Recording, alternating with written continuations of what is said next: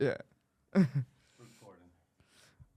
All right. Hey, welcome to another episode of To Be Frank with Frank Castillo. That's me. It feels good to be back here in Austin. Today's guest is one of my brothers, one of my favorite people. Guys, nice round of applause for Ehsan Ahmad. Hey, what up? We were just talking about Christianity and like, this is a weird, we should probably put it in context. But you were just talking about putting out a reel, kind of cracking a joke about religion. And we were talking about how certain religions you really can't criticize at all. And you literally talked about how you made a joke about. Yeah, so I made a joke about, I made a joke about Allah, and I put it out on TikTok. This was during the pandemic. So I put it, I filmed it at the Ice House. Yeah. And then I was like, well, I'm doing nothing. I'll just put out this joke, whatever. I was having a little moment on TikTok at the time. And it got on to what I would describe as the Saudi side of TikTok. And, ooh, boy, were they like, you're gonna burn in hell. What are you doing? Look at how far these people will go to impress white people. And it's like, and then I did a TikTok live because I was doing TikTok lives every day at the time, and they had rated it basically. And then someone posted my home address. Whoa. Yeah, and then that's the only joke I've like taken down because I was like, I don't need this smoke right now. I'm not that famous where. Yeah, and what is famous at all? Actually, describe that feeling of like, oh shit, where you see it. I mean, the reality is that because I talk about religion a lot, and like I don't come from the perspective of like, I get this a lot after shows sometimes about people coming to me like, hey man, I'm a bad Muslim too, or whatever the fuck. Like people who aren't that religious, but they don't outwardly say it because there is this online sort of intensity about it. Oh yeah. So I knew eventually it would happen. It's just during the pandemic, I was like, oh, this was like way too early for this. I was expecting it to happen when I'm more well known. Yeah. Which I still think is a little bit away.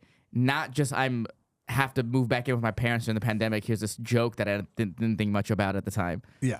But no, it's definitely like as my career progresses, it's something that I've thought about of just like being more aware, more conscious. Well, not even that, of just like this is something that's going to happen. There is this hardcore, intense Islam out there that isn't gonna like what I have to say. Yeah, and it's everywhere. It's here in America. Salman Rushdie. Mm-mm. He wrote a book called The Satanic Verses, and basically,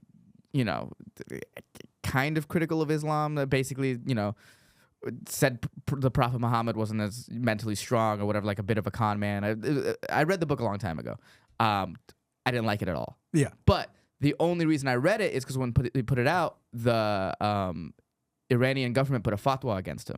What does that mean? Which is like, hey, he offended God, or kill him. Whoa. Yeah, so they basically put a religious hit out on him for this book. And the irony being, I wouldn't have read the book if the fatwa didn't happen. Yeah, because it's like a whatever book. So it's sort of like.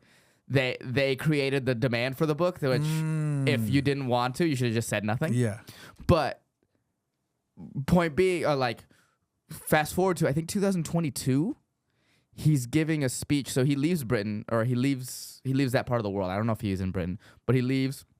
He's doing a speech in New Jersey. A 20-year-old comes up and stabs him. Whoa. So it's like it's so funny that we that you grow up hearing about, especially in mosque, about how Islam, we're a religion of peace, and it's like I see where that's coming from because there are some very peaceful aspects of the religion, absolutely, but to then have this intense anger for anything that's critical of it.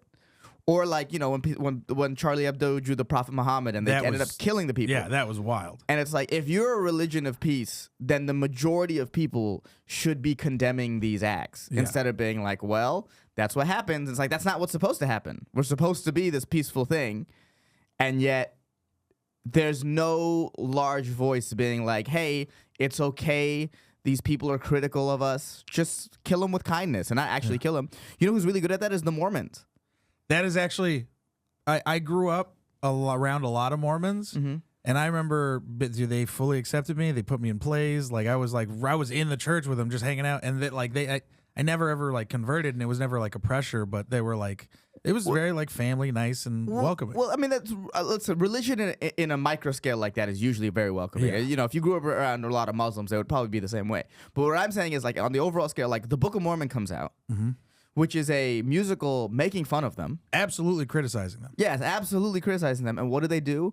They don't get mad. They stand outside of productions of it and hand out pamphlets about, like, hey, are you interested in Mormonism? Are you interested in Mormonism? Are you interested in Mormonism? That's a way more productive way to handle criticism. Yeah. Than to be like, oh, look at this guy. They said something negative. He has to die. That's such a. It's like this weird. I guess the word would be cognitive dissonance that all Muslims have to go through. It's just like, especially now that a lot of these Western countries are accepting these Muslim people, or they're emigrating to these Western places, and then they're like, well, we want to change the rules to be like what it was from our home country. Then stay in your home country. If you come to the West, you have to assimilate a little bit. Yeah. That's the whole point of the West, is to be a little more accepting of all cultures and all. Like, that's the goal of what we're trying to do. And, you know, whether or not it's happening is a whole different story. But, like, that's the overall goal. So you can't come. There was this great video, not this great, but there's this video online about this girl in Germany. She's being harassed by a Muslim migrant for not wearing a hijab. It's like, well, then don't come here. Don't go there. Yeah. It's like, if when you go to a place, you kind of have to assimilate to their culture. Absolutely. That's part of the deal. Yeah. That's how I ended up. Yeah, that's how I am. Yeah. And which I'm sure a lot of people will look at us and be like, we're whitewashed. Oh, no, 100%. That is also, that's a struggle that I've also had to deal with my own culture, especially with like just being Mexican and like having people be like, oh, you're not like Mexican though. You're not like one of us. And it's just kind of like, or they're like, you're whitewashed, you know what I mean? Or you're like, you're not us. And it's just very weird to be like, well, I grew up around and this is all I am. Like, this is right. This is weird. Like, how am I, like, what is this box I'm supposed to fill? Yeah. And then you see the box and you're like, oh, I don't want to be that. That's weird. It's a very exclusive, like, they only hang out with your own type of people. Yeah. Or like, it's just like, and I've seen it on the other side of, like, I've had Mexicans say it, then I've had like white people be like, oh, you're not what I think a Mexican is. Right. And that's always a weird thing to be like, well, what am I supposed to do now? But it is, yeah, especially coming to the store and then now the mothership, I think we've had that conversation of people being like, oh, you're in a sense cooning. You know what I mean? Like, you're dancing for the white man. Like, you're. And it's like, hey, I'm going to where the work is. I'm going to. It's not like I came to Austin and I was like, hey, white people are the best. That's not what happened. No. I was just myself, and I got stage time here in a place where everything else was closed. I was trying to do my job, and Austin was open, so I did my job. And then I became like, dude, some people told me that, like, I'm alt-right. And it's like, what? Just because I live in Texas and I do comedy here? That's crazy. So I've moved back, and I've had people be like, oh, you're fucking an Austin guy now. Oh, look at you, you're a Republican. You're like, and I'm like, that's not, I've always been a dumb fucking California Mexican liberal guy. Right. But when it comes to like comedy, you got to go where the work is. Right. And it's also like, my grandfather was one of those kind of guys, but he was also one of those guys who, like, he will sit down and listen to a guy he completely doesn't agree with. Right. And he'll talk to that guy. Right. Yeah. And like, it's crazy to me to be like older and think of that as like, oh, that's an attribute someone should have. It's like, no, that's how it should be for like everybody. Right. There is like a little closed offness to people being like, oh, you're in Austin, we can't interact with you. Yeah. Yeah. It's such a wild way to be. Yeah. And but it's also like, I'm a comic. It's like, there's so much stage time here. What am I gonna? I mean, if I was getting this level of stage time in LA, I would have stayed in LA. That's all it was. Yeah. That's all. And also, I got paid for all the spots I did out here immediately. Dude, when people ask me for my Venmo, I'm like, for what? Do I owe you money? Yeah. Like, what do you mean my Venmo? And then they give me $100 or $50, and I'm like, this is crazy. I've never been on a show out here that I was booked on and not gotten paid for it. Yeah, it's crazy when you go back to LA and you do a show and they're like, thanks, man. And you're like, all right, cool. Here's my Venmo. And they're like, for what? Yeah. Like, what do you mean? And they're like, well, now you got to pay me. And they're like, oh, pay you from this money that I made? I'm not going to do that. Yeah. Yeah, it's crazy. It's crazy to be like, oh yeah, we moved out here on some like ideological shit. No. If the ideology is to do work and get better at art, then yeah, I did. Yeah. But it's not like I made some like crazy hard right turn and had to fit in here. No, I've always considered myself a classic liberal. Yeah, absolutely. But also, I mean, we're both from the Bay Area. Right. Like, it's fucking like, it's so funny to see people like trip out. But also, here's the thing is like, we've seen people take hard rights.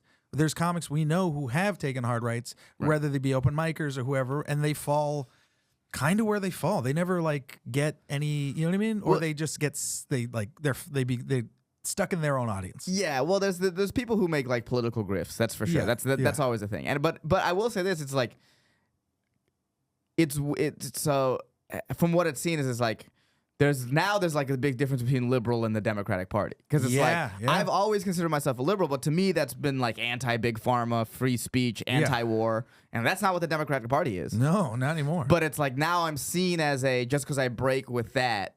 And I didn't vote in this past election, but I just want to make that clear. But I didn't want to. Yeah, I had no interest in voting. Yeah. But that's for whatever reason, that's all that stuff is now seen as right. And it's like I didn't change. No. I was always that. And it was also like the Democratic Party is supposed to serve us. And if they're not serving us, then it's like, yeah, I don't have to support you. Yeah. And that's why like there was definitely this thing of like when I started to take notice and started to see it where it was like, you know, when fucking, I mean, dude, dog, when Joe Biden was like, if you're voting for Trump, you ain't black. I was like, dog, if you like, that's crazy. Like, if you were if you're still undecided and you're a black person, absolutely, I'm gonna be like, fuck that guy. Yeah. No matter what this other guy says. Yeah. It became the Democratic Party basically became like a hostage vote for minorities. Like you better vote for us. Yeah. You better like. It was so funny to see like. If you went on Reddit afterwards, like Reddit is highly, very left as a platform. Oh, absolutely. People would be like, a lot of people would be like, well, there was like these threads on this place called Self, and they'd be like, well, I'm gonna report my Trump voting Latino neighbor to ICE, and it's like that's what you think of us, really. Yeah. You think of, and I say us as minorities, not Latino, but like you think of minorities as a voting bloc that's supposed to vote for you, and if you're not, you're gonna punish us. And that's also that's a good point where it's like it's if it's always this like serving some kind of white master. Yes. The white master doesn't always have to be a shitty fucking racist one. It can always be the one that's kind of rubbing your back, being like, hey man, I got your back, but you got to follow these things. Yeah. No, I don't like this. I'd never like the whole like, oh, you know, it's like also the whole, you know, when I was in LA, that was when the Latinx and all that sort of stuff started happening too. And it's like, oh, you can't say minority, you got to say people of color. And it's like, why? Why are you getting offended for me? Why are you doing this for me? Like it's like some weird white savior complex that has existed forever. And what's crazy is that they don't see how super racist that is. Yeah. They think we need their help. And if we don't take their help, we're stupid. And that's a level like at least the like actual racist guy kind of knows that he's racist. You think you're helping me, and so there's no way I can get to you that like, hey, you're treating me as a lower citizen. So this is what I always would say. I was like, when it comes to dealing with a racist person, they just think they're better than me in whatever, right? Mm-hmm. I can prove them wrong in certain things of them. Like, no, you're not better than me in everything. Like, there's one or two things, something I'm going to be better than you at. Right. And that proves that, you know, whatever the fuck, right? Mm-hmm. I can't fight or battle against the idea that they think they're doing what's best for me, and they know what's better for me than I know what's good for me. Exactly. Mm-hmm. And it's like, well, fuck, there's no way I can get out of that box you've put me in. You know? Yeah. Where it's like, oh, he's just too stupid to know what's good for him. Right. And it's like, don't make jokes about them. You're punching down. It's like, oh, so you think you're above me? Yeah. If that's how you look at it. Yeah. So all right. Yeah. It's right. Yeah. It's very, and also. It's tough coming from being a roast battle kid, and also being like you know, like a Bay Area liberal guy, where it's like I have all these feelings politically, but I'm going to leave that to the side when it comes to comedy. Like when it comes to comedy, what's the funniest thing? What's the funniest thing? Right. And it's also like, you know, being able to get away with it, all that jazz, but it's also the art form of it. It is the, you know, the crux of the art form, and also being able to fail. Being able to fail is so important. Right, trying to say something funny, it's like, ooh, that didn't work, and I think that came off as racist. And you're like, oh, I fucked up. Yeah, you know what I mean? And you need that. I've felt that many a time, but you need that to eventually get out of that and to get better. Right. Yeah. Yeah, and it's there is this like weird sort of thing about comedy is like where a lot of people will be like, well, you're not saying the right thing. And it's like, oh, usually the funny thing isn't the right thing to say. Yeah. Yeah. No one read the Emancipation Proclamation and was like, this is hilarious. You know what I mean? The right thing isn't, generally the right thing to do isn't the funniest thing to do. Yeah, 100%. Yeah. Yeah, no, 100%. If you want to see the right thing to do, go check out fucking... Watch a TED Talk. Yeah, exactly. Go to Second City. You know? Don't listen to a comedy special. Yeah. That was the always thing that I always thought was so weird when people were like, you can't joke about this, you can't joke about that. Like, I mean, I always, like, there was a comic, she would joke about, like, a lot of the sexual stuff that happened to her, like, a lot of bad shit. And she made it very, very funny. And then I remember people would be like, you can't joke about that because other people. And I'm like, well, that's how she's fucking healing. And that's very funny. Right. Like you're talking and processing your trauma. Some people obviously shouldn't be there if they can't handle that, which is fine. And I understand that aspect of it where it's like, this might be too heavy for you. Cool. Don't go see this R-rated movie. But this is like a person going through some shit. Like, you know, when, what's her name was going through cancer and talking about it. I thought that was great. Oh God, I'm so high. Tig. I feel bad when I forgot the name. But it's like stuff like that. I think it's like you got to be able to.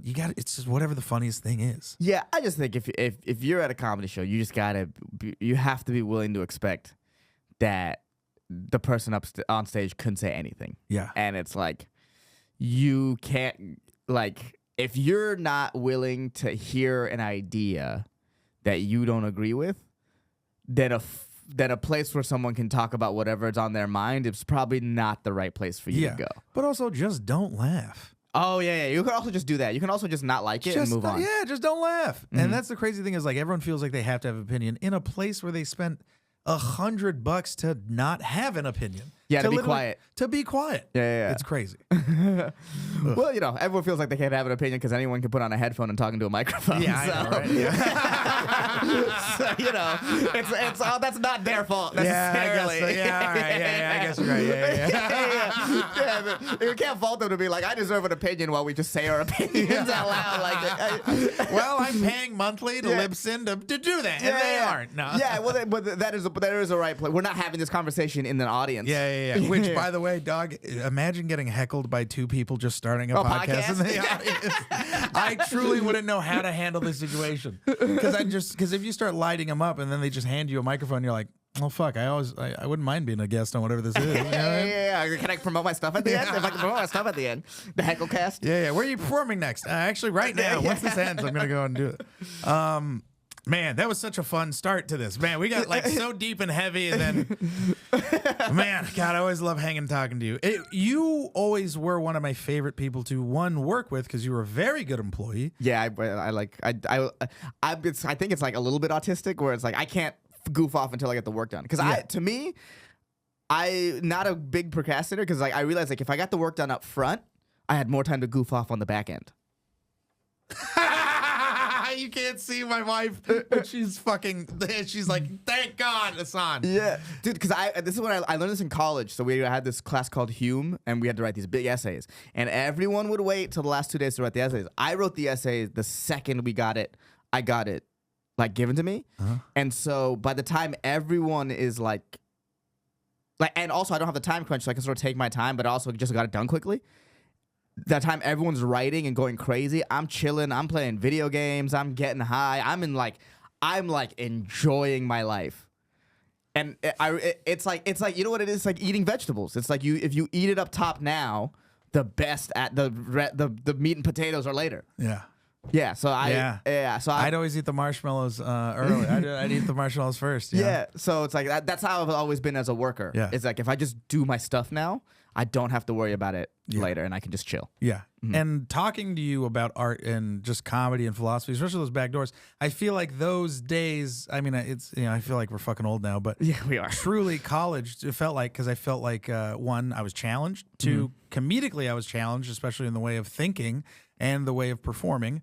And I just think you guys all had a very big influence, one on each other and me, because it felt, I don't know, it was such a fun fucking time. Oh, it was a fun time. It was a crazy time. I always told my mom, too, who wanted me to go to grad school, like, no, I'm getting my PhD in comedy. That's what I told her. Like, I spent 4 years at the store. Yeah. That's effectively graduate school. Yeah, 100%. That's what I always thought of it, like college and all that jazz.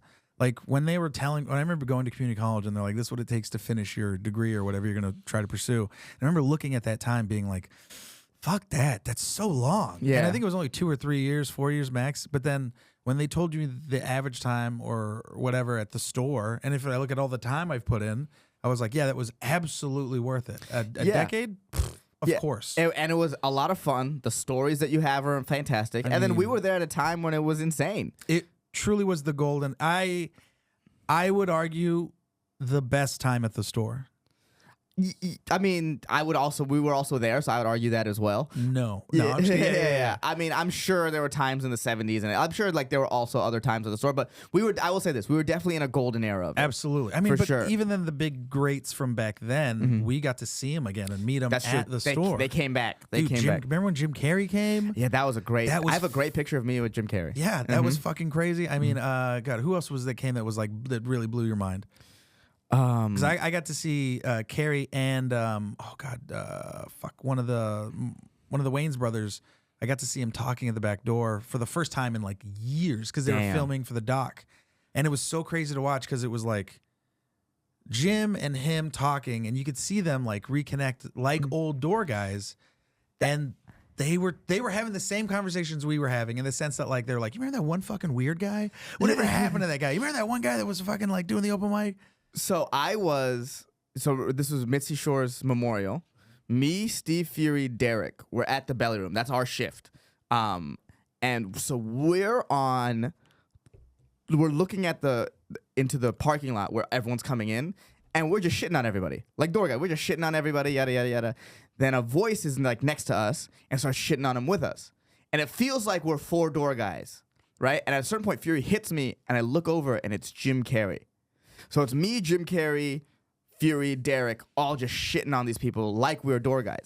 And I like to say this all the time, and I tell these stories. Like, you can take the guy out the door, but you can't take the door out the guy. No, absolutely. Everyone, you always have that in you. And and that was a true moment. Because if I had known it was Jim Carrey immediately, I probably would have been starstruck. But it just felt like a coworker. Yeah. And I was like, oh, that never leaves you. No, dude, those fucking like seeing that shit is like crazy. I was there the night Seinfeld came back and did I was there that night too. I was working patio. I remember that.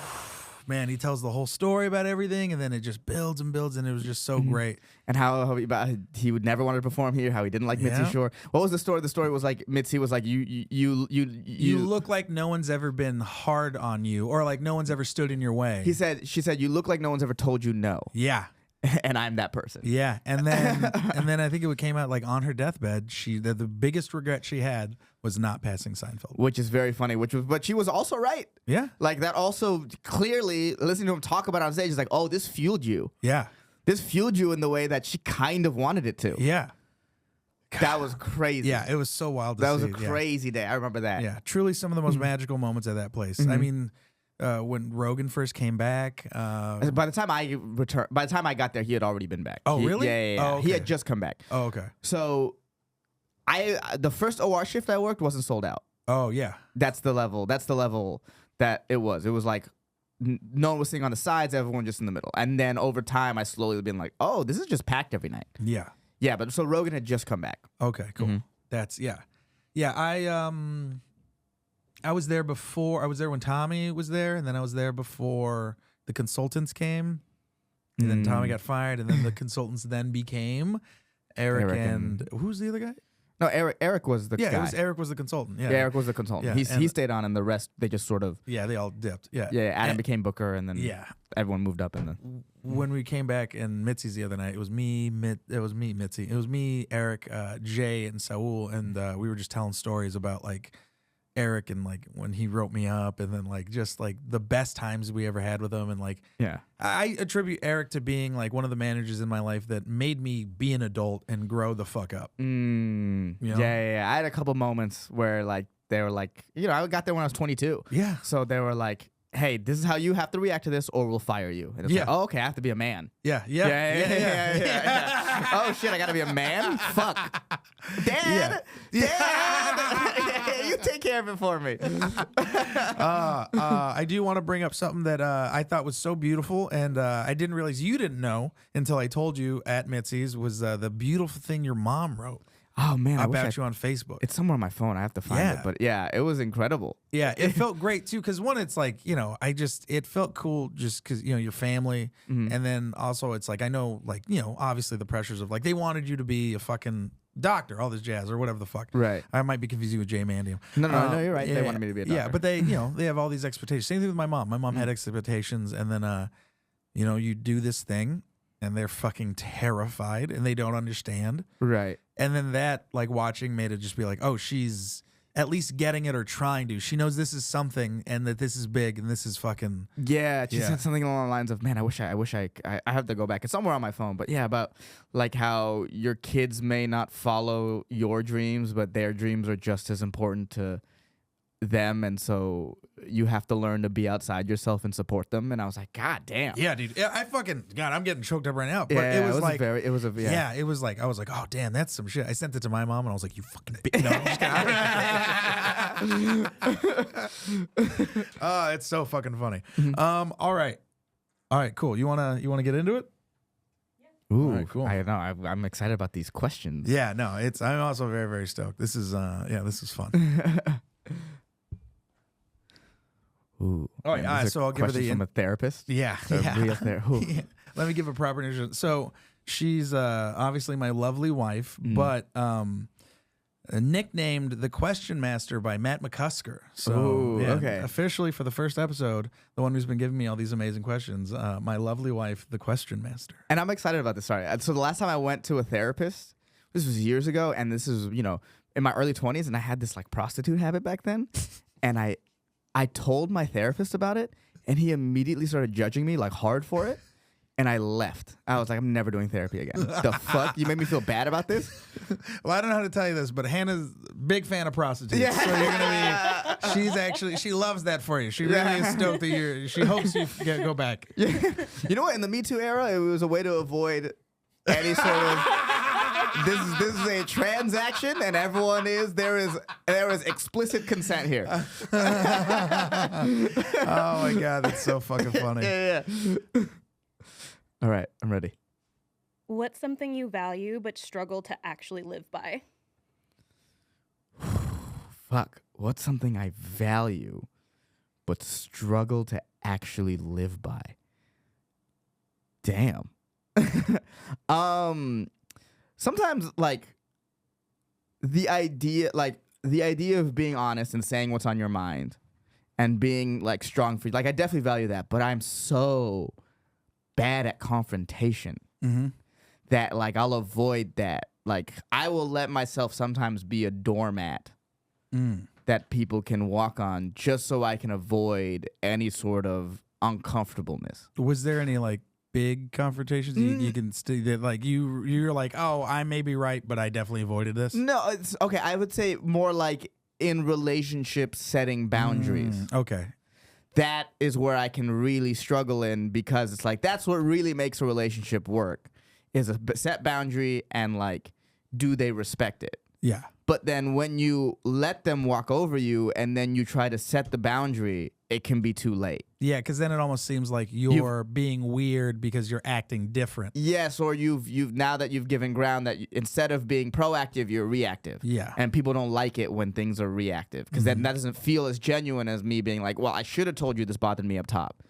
And now I let it get to the point where it festered, and now I'm telling you it bothers me, but it comes out in a very unhealthy way. It doesn't come out in a like, hey, this bothers me. It comes out in a, you did something, and now I'm actually mad about it, and let me bring up something from the past that bothered me. Yeah. So yeah, it's What, like are you talking to hormos? What the fuck's going on? I'm just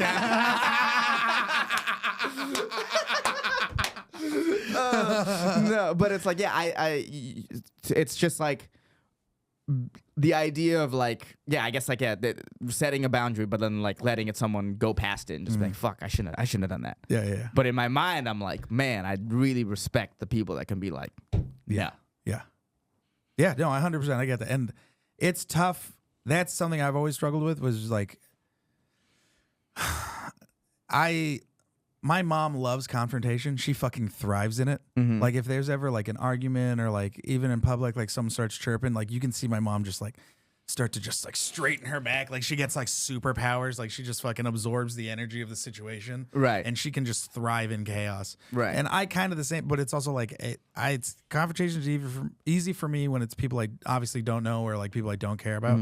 But when it's like people that I truly care about, it sucks so much. It's hard. It's so hard and it wrecks me. But yeah, no, I totally get that. Yeah. And it's a double-edged sword, you know, like, so I'm bad at confrontation, but I'm like also good at like letting the stuff that really shouldn't bother me, I can let that go. Okay, that's good. You know what I mean? It's like no one's, I think sometimes people are like, oh, I wish I was this way.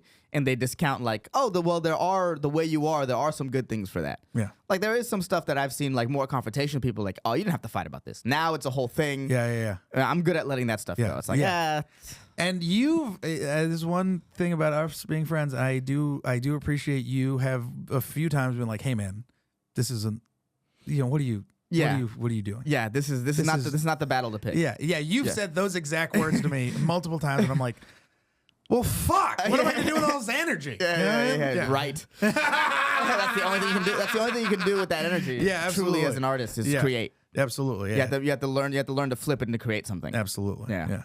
That was like a great question. Jesus. Right? Yeah, that was the first one. Yeah. no warm up. I was like, oh, my favorite ice cream is vanilla. I thought that we were gonna start there. Nah, man, no. She fucking she's good, dude. I'm gonna have to start paying her more.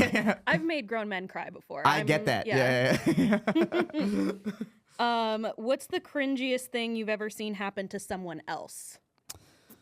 The cringiest thing I've ever happened to see someone. Oh man, for me, it's when people bomb on stage, especially Kill Tony, because it's on such a national level now. Yeah. That I'm watching you, and I've been on the panel of Kill Tony 3 or 4 times, I think 3, and every single time someone is on, like, off stage, I will physically cringe at them bombing. Like, you can, if you're in the green room at Kill Tony, you'll see me walk out or like really put my head down. On stage, I have to be like, all right, you can't physically cringe right now because that'll destroy this like you'll telegraph. Open micer who is having having an open mic set, which is genuinely always usually bad when you're a year in. Most of your sets are bad, but in front of the entire world, it is a level of like, bro, cringing at the mics.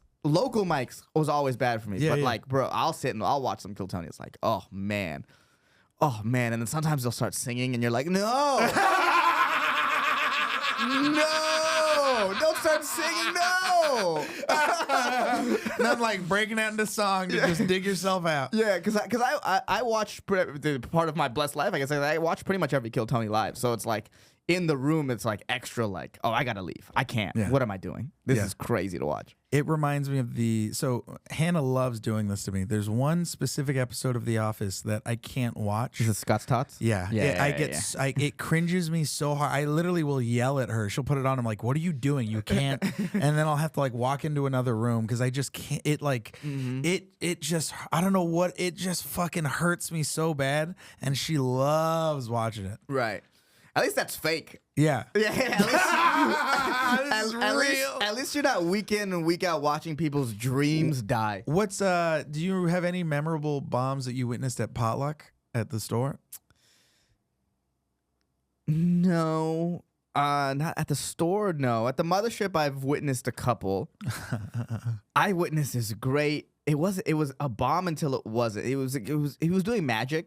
So nice. it wasn't like it was gonna work. Yeah. Because he was just straight up doing magic. No jokes. Was it good magic or bad magic? Here's the thing. It was terrible magic for 2 minutes and 55 seconds. And then it all came together at the end. Ooh, I kind of you understand? I kind of dig that. But it was so purposely bad at first. He was bombing. And then when the reveal happened, you were like, oh, fuck. The first 2 minutes and 55 were purposely bad. Okay, that's actually you really understand? cool. Yeah. And so he pulled the card out. It was like an ace of spades or whatever. And the crowd went nuts. And I was the host of the mic. And like, it was so nuts that like the mic lasted for 4 hours. I would just pull out the ace of spades and they would lose their fucking minds every time. Every time that happened. Like anytime like we would switch, we would go from like the door guys to the crew, and I'd be like, I'd pull out the ace of spades, it would just bring energy to the room. It was that. That was a very memorable like not bomb of the more recent one. That's fucking cool. That's so fun. I remember one in La Jolla where a guy was like, "This is my first time at the Comedy Store," and then proceeded to bomb. And I was hosting again, and I was like, "Hey, welcome to the Comedy Store where nobody gives a fuck. It's your first time." I remember that. I remember that. Dude, hosting was some of the funnest shit, dude. Where it's like, oh my God. That was so fucking fun. Ugh, so good. It was usually like 4 hours, but like of just like, oh, this is monotony. But like every once in a while you get a good one. But I can't think of like any other. Those are the two that stick out in my head. I was like, those were pretty memorable. Yeah. I remember one of my it happened to a friend of mine. He doesn't do stand-up anymore. He's not like a friend of mine, but he was like acquaintance. He was a cool kid, and you know how it is at the store. Everyone's trying to get in, blah blah blah, and like you start to see people like finally get the courage to like just say something to Adam or just be like, hey, or like kind of introduce themselves, and it's always like it's so fucking funny. And I vividly remember him like. It was Dan Nolan, and he was sitting next to Dan Nolan, and his friend goes up to Adam, and he goes, "Hey, Adam, you know, I'm thinking about you know, trying to be a door guy." And then Adam just looks at him and goes, "Ugh, no," and just walks away. And Dan Nolan goes, "Oh!" He was like, "That sucks." He was like, "No way!" Yeah, never directly ask a booker what they think of you. That is an important lesson to learn. Oh my God! Dude. Never ask anyone what they think of you directly. No, absolutely not. Never, because you will get there. They'll tell you the truth, and it might not be. There's a great Walter Payton quote that. Well, maybe he said it, maybe it's just attributed to him, but I always remember in terms of like asking what people think about me or whatever is if you're good, you tell people. If you're great, they tell you. Yeah. So just work till that point where people come up to you. Yeah. Yeah. And because I remember some of my favorite people I look up to have times when I wasn't great have told me, "Hey, you're not great." Yeah. And it fucking crushes you and it hurts, but at least someone told you, and then you work towards getting great. And it's like those are the people that truly care about you, because there could be a friend of yours who's just like, "Good job, doc." Yeah. And then 5 years later, you're like, "I haven't been in," and then you're like, "Oh, no one's been honest with me." Right. A good set. You know, I think that's what Mitzi Shore said. It's like a sin to encourage mediocre talent or whatever. So it's like you can't be saying good set to people who don't have a good set because they don't know. Yeah. They don't know. You don't have to say anything, but you can't just be like, "Great set." That's they don't know what the fuck comedy is. Good job. That's more damaging to a person's career. Oh, absolutely. If someone tells That's why you, a lot of women have trouble.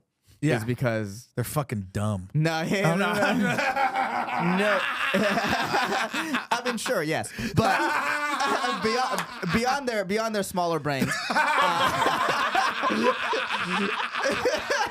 Is that the reality is a lot of guys are trying to fuck them, so they won't be 100%. honest with their comedy. 100%. And yeah, that's you see that a lot sometimes. You'll be like, "Oh, everyone's just telling you good set," but they really just want to fuck you. So it's like, and that's why, like, especially in LA, because you've known me for so long, there's times where I'm like, "Fuck this bitch," and they're like, "Dude, Frank's being sexist," and it's like, no, Frank's married and hates the guy that is only booking this chick because he's trying to fuck, right? Which isn't about her so much, but it's more about the guy. them. And I'm like, fuck both of them.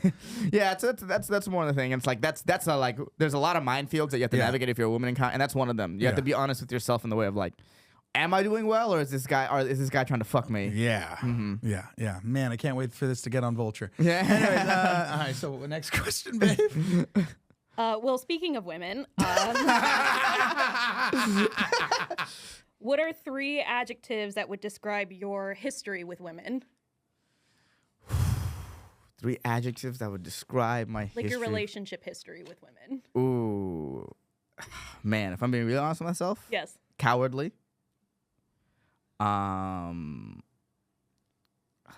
it's definitely not all bad. I don't want to seem like that's like a wild place to start. But like, that's wait, are you telling us that or yourself that it wasn't all bad?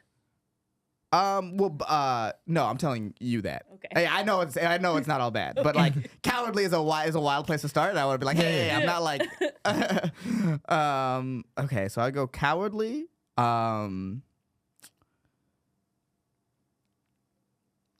Would fun be? I would say fun. Definitely fun. Cowardly, fun, and cautious. What are you, the line from Wizard of Oz? Yes. I think that cowardly because like there's so many times, and this is just a guy thing where it's like, oh man, I should have talked to her, or I should have made that move, or I should have. Damn. All right. Yeah. Okay, you know I what get I that. mean? Like she clearly showed interest, and I didn't do it. Yeah. And then leaving relationships I've left, and I would describe in some cowardly ways of just like I should have been more upfront. I should have been more. I shouldn't have played it so like. I shouldn't have played it that way. I get that. Yeah, that you makes sense. understand? Like yeah. I should have been, but it goes back to the avoiding confrontation. It's like I should have been more honest with my feelings up front. 100%. You know, or I should have. And now I'm more going into relationships. I'm more like, hey, this is sort of what I'm looking for out of this. I'm definitely more upfront about that. But like there's just more chances. And I put that in cautious too. I think sometimes I put like rules on like love in a way that like love doesn't really supposed to have rules. Yeah. But I'd be like, I won't date this person. I won't talk to this kind of person. I won't, you know what I mean? Like. That's not. Are those rules or those like standards that you're trying to like? Because I think there are like weird rules that some people do, but I also think there's like knowing what you want. Right. But like, there's such a thin line, right, between like standards and rules. Like maybe I am because I'm overly cautious. I'm not seeing what's in front of me, and that's something that I think has rung true in my life. It's like, oh damn, I just didn't want to fuck up the equilibrium of how I felt. You know, because I'm comfortable in the feelings I'm feeling and how my life is that, like, I might have missed out on something real good because I didn't want to rock the boat. Yeah. You feel what I mean? Yeah. Like, that's the cowardly and cautious. And then fun is like, oh, I've genuinely, like, you know, the women that I have spent time with and like that, I've genuinely had a really great time with them. Yeah. You know, when me and a girl, like, when I can make her laugh like that, it's like, ooh, I can make you laugh, like, in a way that not many other people can make you laugh. I mean, dude, like, you made me laugh so hard. I'm like, God damn it. Like not even just doing this professionally, but it's just like, oh, like I can tell that I make you laugh in a way that I don't think people have made you laugh before. Yeah. Like when I'm deep into it, when I'm like really close to the woman, it's like, oh, I can really do that. Yeah. There's something magical about making a woman laugh. Like really get them to laugh, and you're like, oh shit, this is you're like, this feels great, you know.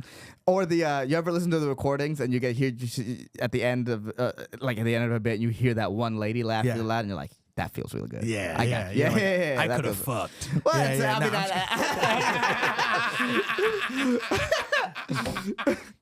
but yeah, that does feel good when you hear the, you know. I remember I was dating this girl and she was listening to one of my recordings. She's like, I bet you that feels great. And I hadn't really paid attention to that, but now ever since she said that, I was like, oh, that does feel great. Yeah. Whenever I feel down or like uncreative or whatever, like, because you know that happens sometimes in this, right? And I'll listen to like a good set that I had, or just a fun set, and then you listen to it and you listen to you really focus on the people laughing, and you're like, oh yeah, I'm doing something. I'm making people laugh without any context. I'm creating a context for them to have a good time. Yeah. That's pretty fun. Yeah. And I remember something Hannah brought up when the shutdown happened, the coronavirus and all this, everything closed. I remember she like sat and she was like, I'm actually really worried about all the comics. And I'm like, what do you mean? She goes, do you think about how much endorphins and how good that feeling is of you constantly making people laugh every night, whatever, and then all of that just goes away? She was like, that's going to affect a lot of people in a way that I don't think a lot of people understand.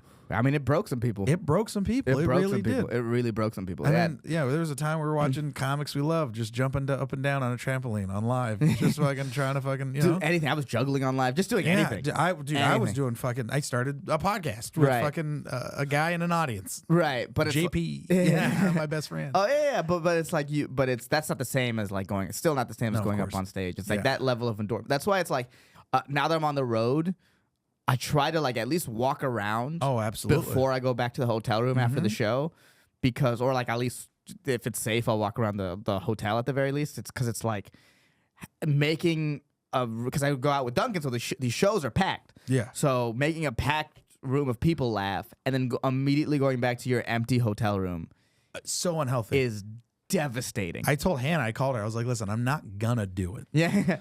Well, But I get why people do on the road. Like, I get why no. people fucking. I get why people have OD. Like you immediately get why people OD on the road, yeah. and it's like, oh my god. And I only it's smoke awful. hash, but I'll go somewhere and I'll be like, yeah, I guess I'm just gonna smoke all this fucking hash I have. Yeah. But if it was like hardcore shit, yeah, I'd be fucking doing crazy heroin or some yeah, shit. it immediately makes sense. It's like, oh, that's why I have, because it's like the it's just so jarring.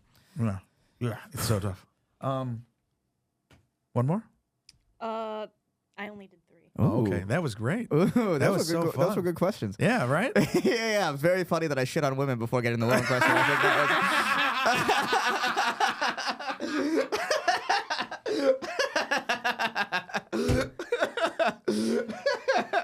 Oh my god! I think I have some more that she wrote. There's this is actually one I did want to say. It was so describe your family in 3 adjectives and explain each word. Describe my family. Yeah, or use 3 adjectives to describe your family and then explain each one. Okay. Well, I'll say this word's hyphenated. I'd say hardworking. Okay. We're a very hardworking family. My sister's in med school now. My dad is a aerospace engineer at NASA. My mom is a dentist with her own practice. Very hardworking, and I grew up very privileged, but I didn't let that affect my work ethic. Yeah, no, 100%. I get that. You know, a lot of people who grew up probably how I grew up, you can coast in a way that I definitely haven't. Yeah. And I think that's from my parents did a very good job of instilling in me, like, we got here because we worked hard, and you are blessed to have what you have. Like, people don't live like this, and you are lucky that you do.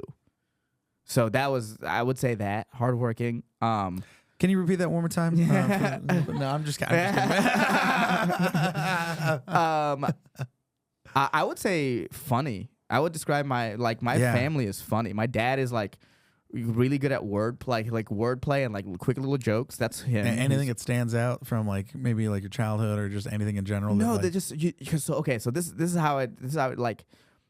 So when me and my mom's side of the family get together, I'm really close to my mom's side of the family. We'll have these big family reunions, like 30 cousins. I've seen the pictures. They're great. Yeah. It's so much fun. But one of the things we'll do is sometimes we'll put on these little skits for each other. No, dude, it's so funny you say that.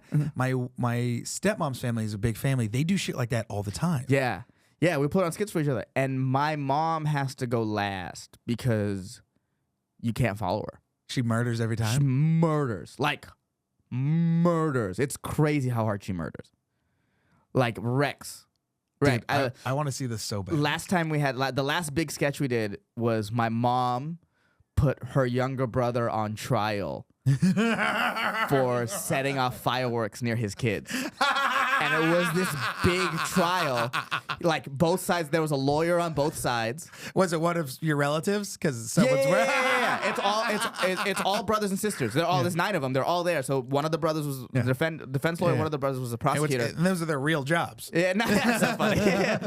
But they had to make arguments, and they put people on trial. They put people on the witness stand, which was we used the landing on the stairs. That was the witness stand. So they had to go up and say their side of the story, and then eventually the rest of the family was the jury, and we voted. That is, by the and way, my mom was the judge. That's how all arguments in families should be handled. That's so fucking funny. Yeah. So that was like the last big one, but that was all my mom. Like my mom gathered everyone there, and we're like, "Why is she gathering us?" And she went into this thing, and then as she was going, we're like, "Oh, we're putting someone on trial right now."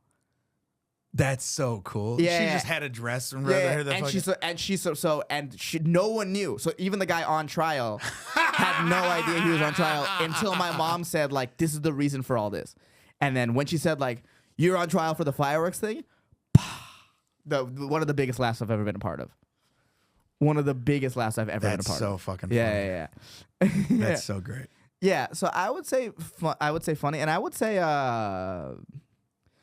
at least my immediate family, my parents, I would say pretty understanding. Like they're very growing up in a conservative Muslim household. They're very, very understanding. They're very open to listening to you. I mean, part of the reason why I was able to do what I was going to do is because I have, I think, the most liberal parents of my family. I don't think if I was one of my cousins, I don't know if I'd be able to do this. I 100% agree. I get that. That makes sense. I see that in my family. Yeah, and I'm not saying that my aunts and uncles are bad people for it. Of course not. I am. But yeah. No, I love them and they're great and their kids have turned out great. I live in a very blessed world where Brian Simpson told me this. Like, I'm blessed in that no one asks me for money. Whoa. Yeah. Whoa. And as of right now, no one will. Yeah. I can't see it because everyone is just doing so good. Mm-hmm. Yeah. So, but like, so it's like they obviously were raised well. Yeah. But like, yeah, I don't know if I'd be able to become a comedian if I had one of their parents. Yeah. No, that makes that makes so much sense. Mm-hmm. Yeah, and that's also so funny you bring that up because I am the poor person in Hannah's family. Like up until recently. Like, Hannah had to take a step down in life when she started dating me and then following my career and, like, pursuing my dream. Now things are back to normal for her and great for me. Well, you know, at least, I will say this, Hannah, at least you saw an investment when you saw one. You know, a lot of people dating-wise, I would say men and women can't see the investment. They can only see what's in front of them. Which is when you're in your 20s, I would remember being like, all these girls wouldn't look at me, and I'd be like, you guys have no idea. You idiots could have got it on the ground floor, and I would have owed you everything, dude. now I don't owe anyone nothing right now, as of right now. Hopefully, so obviously I'm less of an investment and more of a thing now, but I'm still an investment. Yeah, absolutely. Yeah. So if one of them sees it, they'll eventually get it. But like, at least you saw the investment. Yeah. Dude, go ahead. I think when it comes to this, that I just found no personal risk in him pursuing whatever he wanted to pursue. Mm-hmm. Like, it was like, I was like, can you still, like, are you still going to work to like pay your bills and can you pay your shit off? And he's like, yeah. So I was like, okay. Like, I mean, worst case scenario doesn't work out. Best case scenario, he like makes me things start happening. Yeah, he can pay for my shit and I don't have to work ever again. Yeah. So it's like, and things are moving in a good direction. Yeah. But it's like, this is, if you were dating, especially a young comic, it's an investment thing. So it's like, if you truly see it, the dividends can be huge. Comedy is, you can make a lot of money if you get to a level of comedy that's like, it's crazy. Absolutely. Her dad is finally impressed with me. Yeah. My parents saw my place. Oh, no way. And they finally were like, holy fuck. Yeah. Yeah. That was the same thing with our place on the west side in LA. Her parents came and they were like, you guys got a fountain now? Yeah. I was like, yeah. And they're like, yeah. That was a big deal for me when my parents visited and they didn't have to get a hotel. Yeah. They could just stay in my bed and I could sleep on the couch. Dude, it's her fucking parents are so funny. When they come to visit, they're like, they come, they visit, and then they're gone. They're like, we don't want to stay. We want to go in a hotel. We want to be able to like come hang out for an hour or two, and then we're off doing our own shit. Right. My parents come, they're staying for 2 months. And we're doing everything together. And they're doing everything. Yeah. That's my parents. Dude, I remember the time my mom walked into our bedroom when we were asleep to say goodbye. Yes. I will never forget that. Do you remember when she rearranged our furniture while I was at work?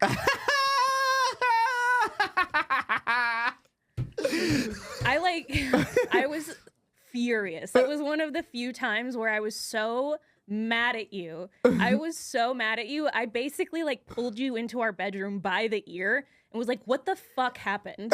What did you let happen? You let this happen. I'm like, the trash can is in our bedroom. This is not okay. That's so funny. That's such a mama's boy thing that happened. I'm the same way. Dude, it was also like I didn't. So when I was living with Jay Light, it was before she moved in. I remember one day I came home and there was like just a bunch of water and rice, and I was like, "When did you get water and rice?" And he goes, "Oh no, dude, your mom comes here randomly and will just drop stuff off." And I go, "Wait, since when?" And he goes, "For months now." And I go, "How? Do you like let her in?" And he goes, "No, she's got a key." I didn't give her a key. You know what? That's so funny. I'm definitely gonna be that. Like whatever girl I end up with, we're gonna have arguments about my mom. She's definitely an everybody loves Raymond type mom like that. Yeah. She's gonna be in our shit. Josh is also My mom did the whole thing too. Rearranged it and made herself a little house in the back of our house too. So yeah, I've had to be like, and it's so funny. Yeah, it's so great. Awesome. Anything you want to plug before we get out of here? I have a podcast with my friend Derek Poston called The Solid Show. Check it out. Yeah, it's a lot of fun. Perfect. Thank you guys so much. Thank you, Puffco. Thank you, Kalia Extracts.